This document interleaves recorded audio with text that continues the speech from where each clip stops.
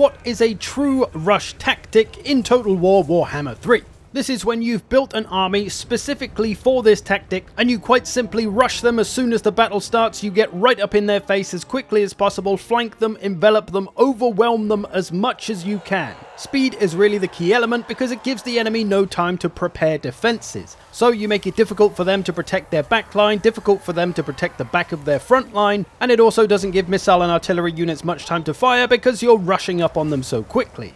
Now there are certain factions that are really built for this game plan, and that's kind of all they can do because of their roster and what units they have available. Beastmen, Norska, Khorne, Chaos, Slanesh and Vampire Counts. These are factions that are pretty much always going to rush you, largely because they lack the tools to fight any other way.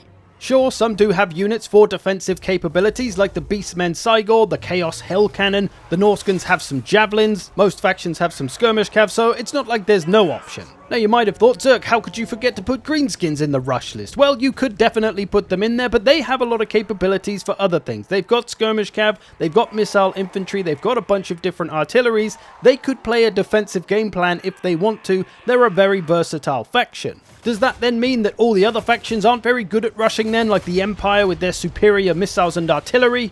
No, absolutely not. The Empire could bring a rush army potentially. You've got some strong cavalry in there. You could use something like Flagellants to at least hold the enemy in place while you hammer and anvil the crap out of them. So honestly, most factions can pull off a rush game plan in some form. Except for maybe, well, let's not kid ourselves.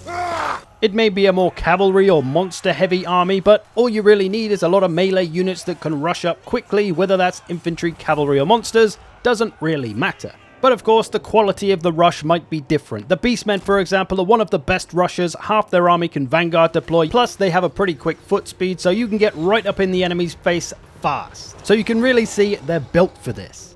So while anybody can execute a rush game plan, some factions are certainly going to do it better than others. So to the matter of building a rush army, it should be fairly obvious to most of you which one of these two armies is going to be better for rushing. Take a second. If you're newer, maybe it's harder to see, but if you're a more experienced player, you can probably pretty quickly see that the top army is not so good for rushing. It's got 3 units of missiles, 3 artilleries, whereas the bottom army has more cavalry, it's got trolls, it's got some skirmish cav. All of those things can participate well in a rush game plan. Now let's say you'd built a Chaos army that's kind of defensive. You got 3 Hell Cannons for wearing the enemy down from range, and then a bunch of sturdy Chaos Warrior infantry. This is a kind of war of attrition army. You're trying to simply outlast the enemy and wear them down. But then let's say you want to change it up to be more of a rush game plan, because you're facing a certain faction where that's going to be helpful, so you get rid of the 3 Hell Cannons and you get a Manticore and 2 Trolls. A lot of the rest of the army is good for a rush, fast stuff, cavalry, dragon ogres. So this looks pretty good for a rush, right? Well, it's fine, it's cool, but if you really wanted to up the rush game plan here, you'd maybe get rid of those Chaos Warriors and Chosen and replace them with Forsaken and get more cavalry and monsters, because Chaos Warrior units are typically pretty slow, and that doesn't really help with a rush, right? Whereas Forsaken, they are very quick on their feet, 46 speed, that's nearly as fast as the Trolls. So if you end up going to war with somebody with range superiority like Cathay, you may want to get rid of that ranged game plan and switch it to rush, and just bring as much speed as possible to get all over the enemy as quickly as possible. This is really taking away that ranged advantage, giving those ranged units no time to fire, because you're going to be all over them within the first minute or so of the battle. So whatever faction you're playing, you may want to consider trying to rush if the enemy is one of those with strong ranged capabilities. Like any of these factions, they've all got decent missile and artillery options, but really any faction, if you can see their army and see that there's lots of missiles and artillery in it, even greenskins or something, then you may need to rush. For example though, let's say I'm playing as the Greenskins and I've got this army, it's got a bunch of missile units in it, but now I've decided I want to go to war with these massive dwarfs over here. Massive dwarfs, as if. But this many missile units isn't going to be of great use against the heavily armored dwarfs, so I'll get rid of those, but still keeping a couple of missile units just in case of gyrocopters. So instead I've got options. I could get 3 units of trolls, they're good armor piercing, good against the dwarfs. I could get 3 units of squig hoppers, they're very fast, going to be good for flanking them, getting behind them, getting over the missiles and artillery. Or maybe I could just get 3 more units of black orcs because they're good at churning through dwarfs, albeit a little bit slow. But you see, I'm going to take away any unit that's kind of going to need me to be a bit more defensive and replace them with something more fitting for the rush. Now with all that being said, it's not that you should should never bring missile or artillery units in a rush army. For example, the Norskans, who are pretty much just a rush faction, do have their javelins, and those are a ranged unit that are very powerful, especially against large. So of course you're going to want to bring some, but it's really about the resources that you can spare to protect those units. If you bring 4 or 5 units of javelins, can you protect them all? And the same with artillery. Can you afford to protect it, to take units away from the rush game, to stay back and protect the artillery? Well, the beauty of javelins is that they're short range, so you have to get close anyway. So they kind of go up with the front line and are protected by it. And in this case, I've only got 2 units because that's how much I can realistically protect well. If I had 4 or 5 units, I probably wouldn't be able to protect them all. They would get into melee and thus not be able to be as effective. In the case of this battle near the end, this one unit here has got 1300 gold value of damage done and the other one about 1000. So we protected them well, they've been able to do their job, and we've got our money's worth. So absolutely, missile units can go in a rush army, you just got to make sure you can protect them.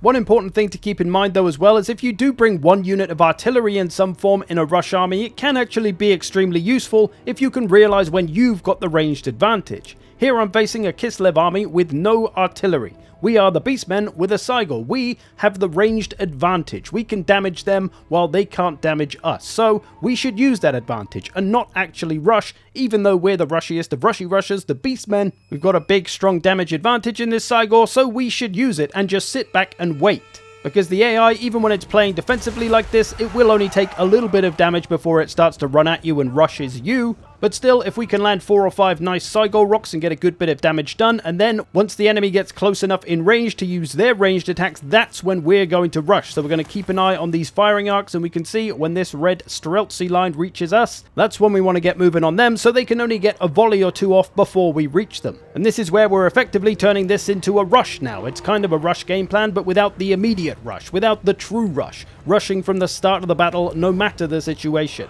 Here, instead, we're recognizing that we have the ranged advantage, we're using it, and then we're going to rush. The rush might not be as effective, maybe we're not in as good flanking positions, but we can still pull it off pretty well.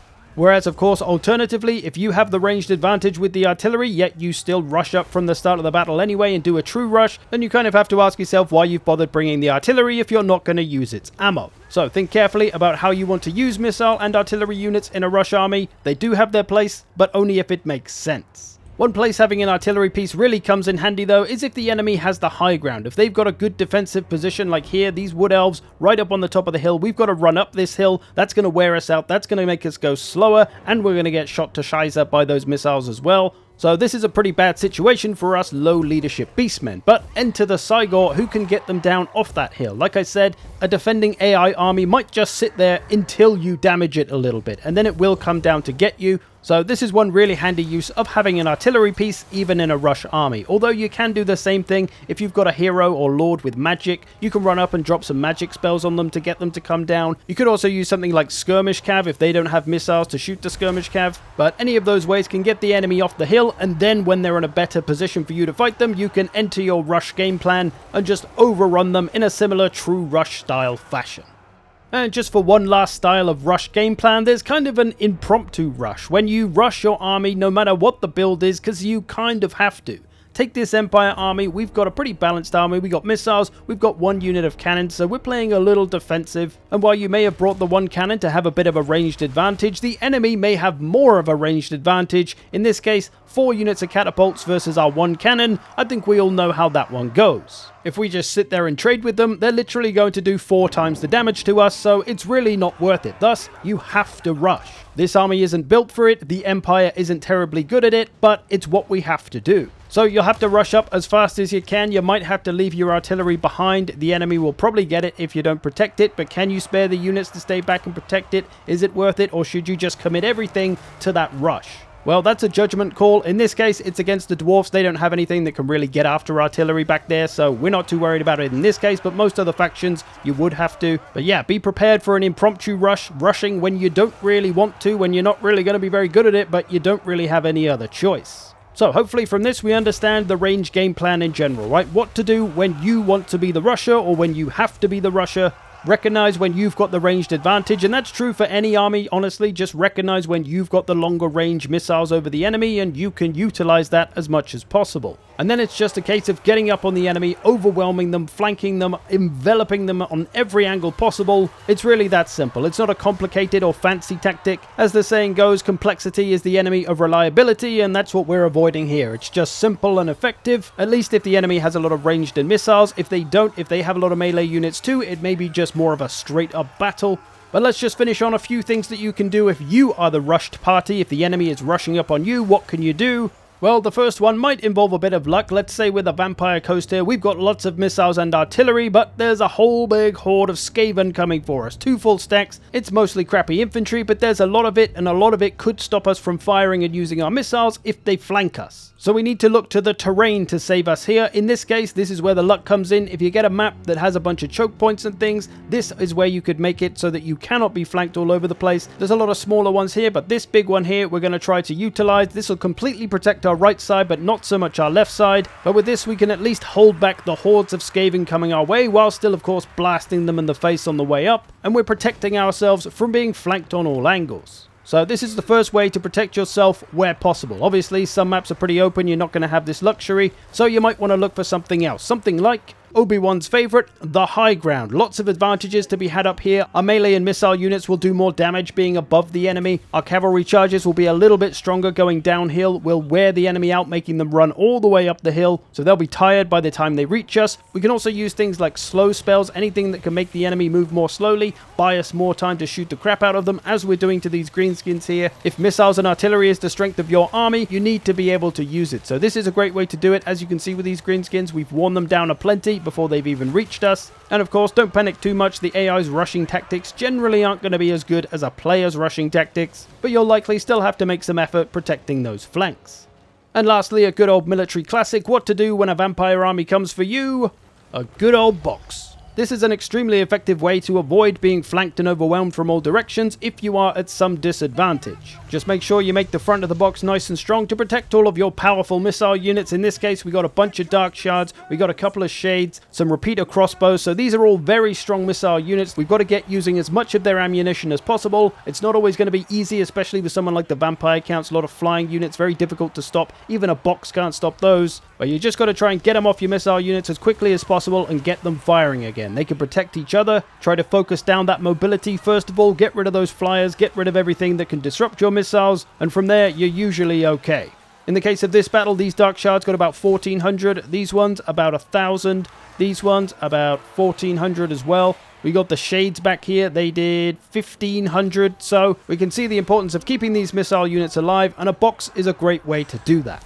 So there we go, the art of the rush. I hope you've enjoyed this. Thanks for watching. If you'd like more tactical stuff, I got a whole playlist right here. And if you'd like to consider supporting this channel, do consider Patreon or the YouTube membership. You can get some exclusive videos and such. Otherwise, I'll see you in the future.